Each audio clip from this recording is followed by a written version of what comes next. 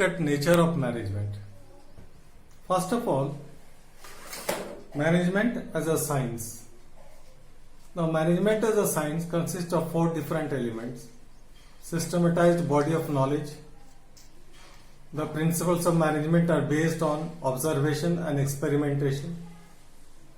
There is a cause and effect relationship in the principles of management, and the principles of management have universal validity.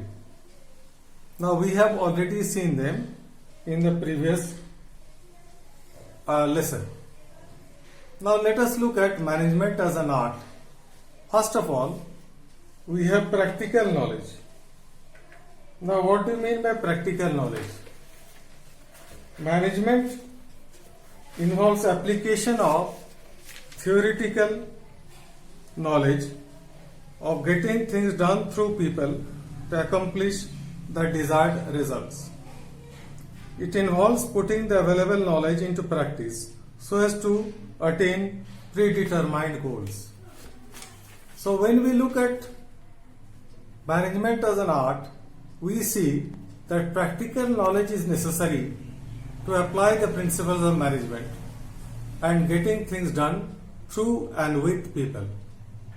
The second element of management as an art is personal skills and application. Now, in art, personal skills are necessary. Without personal skills and their proper application, you cannot achieve anything in art. In management also, it is basically you have to apply individual skills, and every manager has his own style of working. A particular manager may be working in a particular style to accomplish the given objective, whereas another manager may be working in another style to accomplish the given objective. So, it requires the application of personal skills in problem solving, in decision making. Third point or third element is creativity. Now, what do you mean by creativity? Creativity means that something which you do yourself. It converts inputs into outputs.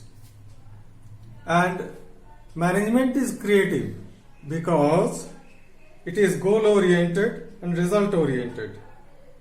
And management tries to achieve the maximum through the minimum of efforts. So we require creativity, we require innovation in order to do our work. Fourth is perfection through practice. The more and more we apply the principles, the more and more we deal with people who are working in the organization, the more practice is there. And the more experienced managers can accomplish the objectives in the most efficient manner than those who do not have lot of practice. So perfection, like in art, perfection can be acquired through practice. Similarly, in management also, perfection can be achieved through practice.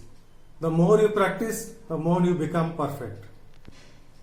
Now let us look at management as a profession.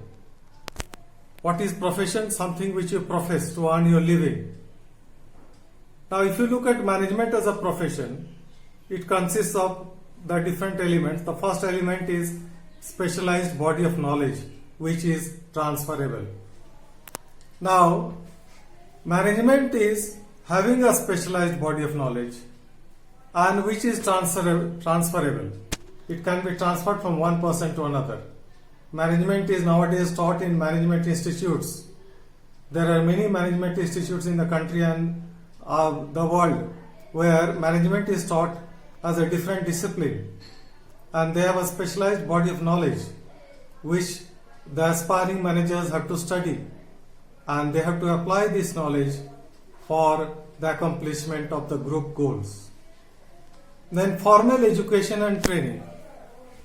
Now, even though formal education is training is not required to hire a manager, then also we can say that nowadays, since We require managers who are well trained, who have the formal education, the training to do the work more efficiently, and we have many management institutes in the country which do that. For example, in our country we have the IIMs, Indian Institute of Managements. These are the premier management training institutes. There they conduct courses for aspiring managers where formal education is given to them and training is given to them so that they can become better decision makers. The third element is service motive. Now, what do you mean by service motive? The motive of every manager is not, it should not be only to earn profits, but to render service. The manager should always strive to do something for the society, to produce better quality products at the cheapest rates so that maximum customer satisfaction is there. Now, this particular element is always there in management. Management has a service motive. It aspires to fulfill the demands of people through the minimum of efforts. Next is ethical code of conduct. Now, ethical code of conduct means a set of laws, a set of rules which every manager must follow. Even though there is no such ethical code of conduct, but still those who pass out from the management institutes, they have to follow certain principles. They have to follow certain rules. And that is known as the business ethics. That is known as the ethics of a manager. The managers, they have to do business not in an unethical manner, but in an ethical manner, so as to serve the society. Next is professional association. Now, every profession has a professional association. For example, the chartered accountants. The professional association of the chartered accountants is the Institute of Chartered Accountants of India, ICAI. And the ICAI makes rules and regulations for the working of all the chartered accountants in the country. And every chartered accountant who is working in the country has to follow the rules of this organization. If a particular chartered accountant does not follow the rules of this organization, he may not be allowed to pursue that particular profession. Similarly, for the managers, we have All India Management Association. The All India Management Association prepares rules and regulations, codes of conduct for all managers who are working in the country. And the managers should try to follow these rules and regulations which are framed by the professional association. So we see that if you look at the nature of management we can say is a science also, because it has a systematized body of knowledge. It has principles which are based on observation and experimentation. Cause and effect relationship is there, universal validity of the principles. Management can also be said to be an art because it involves personal skills, practical knowledge, and their proper application. We can also say that management is a profession. Nowadays, people are taking it up as a profession, and we have trained managers. We have schools where management is being taught as a subject, and these people who receive the training, they become professional managers and they earn their living through this profession. Now let us look at the difference between management and administration. Now if you look at the diagram given over here, this is top management, the upper portion. This middle portion is the middle management and the lower portion is the lower management. Now if you see the diagram, administration consists of more of top management and management consists of lower management, more of lower management. Even though these terms are used interchangeably, but there is a difference between the two.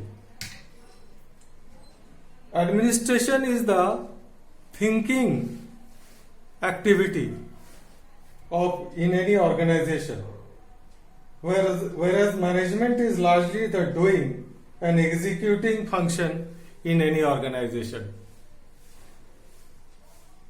Administration sets the objectives, whereas management attempts to achieve the objectives. That means we can say that administration is more involved with the policy making decisions, and management is more involved in the execution of the policies that are made by administration. That means administration is done mostly by the top management, and management is done mostly by the lower management. Management basically consists of directing and the controlling functions of management, whereas administration is related mainly to planning and organizing functions of management. So, managers at higher levels of authority spend more time in administration, and managers at lower level of management spend more time on management. That means we can say that management does what administration says. So administration is top level and management is lower level. Now there are a lot of differences between the two. If you look at the basis of difference, I have made 3 columns. One is for basis of difference, the second column is for management, and the third column is for administration. First, meaning, basis of difference. Management basically means creating an environment for achieving group goals, whereas administration is determination of objectives and policies of the organization. So, if you look at the meaning of management, it is creating an environment for achieving group goals. That is the meaning of management. Whereas administration, the meaning is it is determination of objectives and policies for the entire organization. Nature of the work done. Management is more of an executive function, whereas administration is more of decision making function. So the administration takes decisions and execution of the decisions is done by management. Then level of management. Management is concerned with more of middle and lower level management, and administration is concerned more with top level management. Scope is narrow in the case of management, whereas it is more wide in the case of administration. Now administration actually has a wider scope because it also takes into account what is to be done by management. And since it is the decision making activity, so therefore it has a wider scope than management. Usage. Mainly we use the word management in the case of business organizations, and we use the word administration in the case of non-business organizations. For example, a religious institute, hospital, there we use the word your administration. Concern. What is the main concern? In the case of management, the main concern of management is the implementation of the policies, that is policy implementation made by the administration. And the main objective of administration is policy formulation. They make the policies and based on that management implements them. Now key persons in management, the one who is professing management, we call him a manager, and the one who is professing administration is termed as administrator. So these are the basically differences between the two terms management and administration. Now in the answer you always have to write the basis of difference. I need not repeat that. You already know that. And then basically you have to explain all these terms. Like scope, here I have written only narrow and wide, but it has to be written more broadly.